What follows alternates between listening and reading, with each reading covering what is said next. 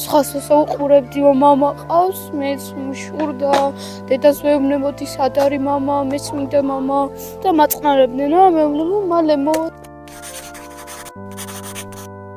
ჩემ ცხოვრებაში დავაბრუნებდი ერთ ადამიანს, რომელიც ცხოვრების ბოლომდე მენატრება და ის არის მამა ჩემი. პატარაობაში მიმალამდე მამა ჩემი გადარცვლილი იყო. არ ვიცოდი, სხვას უყურებდიო მამა ყავს, მეც მუშურდა, დედას ვეუბნებოდი სად არის მამა, მეც მინდა მამა და მაწყნარებდნენ რა, მეუბნებო მალე მოვა. დიდი ოსე გავიზარდე, ხვდებოდი ყველაფერი, მაგ დროს მითხრას, არ მჯეროდა პირველ დღეები.